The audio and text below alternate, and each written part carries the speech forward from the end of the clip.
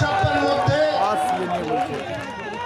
ভারতবর্ষ, পশ্চিমবঙ্গ সহ ভারতবর্ষের প্রত্যেকটা স্টেটে সিএ লাগু হবে এবং সেটা আপনারা দেখবেন। আজকে সেই গ্যারান্টি মঞ্চ থেকে দিয়ে যাচ্ছি। শান্তনুদা স্বাগতম স্বাগতম স্বাগতম শান্তনুদা স্বাগতম স্বাগতম স্বাগতম শান্তনুদা স্বাগতম স্বাগতম স্বাগতম ভারত মাতা কি। সুকান্তদা এসছেন মঞ্চে। আমি আমার বক্তব্য দীর্ঘায়িত করব না, বক্তব্য অনেক কিছু বলার ছিল কিন্তু সময় অল্প আছে বলে আমি আমার বক্তব্য তাড়াতাড়ি শেষ করতে চাই। যারা ৭১-এর পরে ভারতবর্ষে এসেছেন, আমি শুধু সংক্ষেপে কতগুলো কথা বলে যাই। এই রাজ্য সরকারের মুখ্যমন্ত্রী, আপনাদের ভোটার কার্ড থাকলে, আধার কার্ড থাকলে আপনারা সকলে নাগরিক, আপনি ভোট দিতে পারছেন, ভোট দেওয়ার নাগরিক।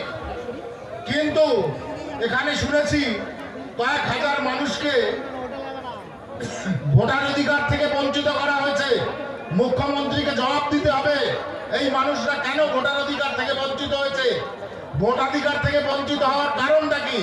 এরা সকলে মতুয়া সম্প্রদায়, এরা সকলে অন্যান্য ভারতীয় জনতা পার্টির সমর্থক, তাই এদের ভোটার কার্ড করে দেওয়া যাবে না। তাই তাহলে আপনি কেন বলে বেড়াচ্ছেন মানুষের কাছে যে যারাই এসছে তারাই নাগরিক? নাগরিক যদি হয় তাহলে পাসপোর্টের ইনকোয়ারিতে যখন ডিআইবির কাছে যাওয়া হচ্ছে, ডিআইবি কেন ৭১ সালের আগের দলিল চাইছে, সেই প্রশ্নের জবাব পুলিশ প্রশাসন দেবে। এটা সবচেয়ে বড় কথা। তাহলে তো আমাদের ভোটার কার্ড, আধার কার্ড, রেশন কার্ড দেখে আমাদের পাসপোর্টের যে ভেরিফিকেশন সেটা করা উচিত। আমি বলে যাচ্ছি এই সমস্ত জিনিস রাজ্য সরকার তার রাজনীতির জন্য করছে, কিন্তু বাস্তবে আমাদের যারা ৭১ সালের পরে এসেছি তাদের আমাদের সিটিজেনশিপ দরকার।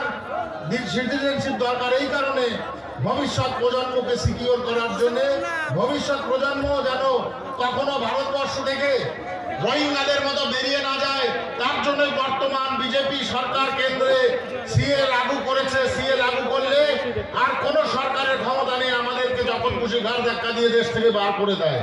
এটা হচ্ছে সবচেয়ে বড় কথা, যার জন্য সিএ ইমপ্লিমেন্টেড জরুরি এবং আগামী ১ সপ্তাহের মধ্যে কেন্দ্রীয় সরকার করবে। এই কথা বলে আমি আমার বক্তব্য এখানে শেষ করলাম। জয় হিন্দ, বন্দে মাতরম।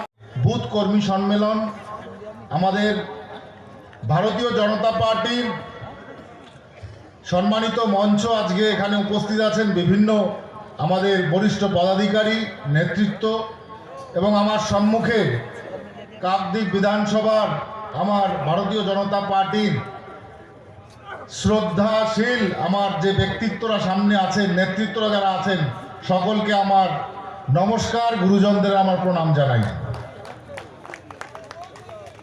আজকে এই বিশাল সমারোহে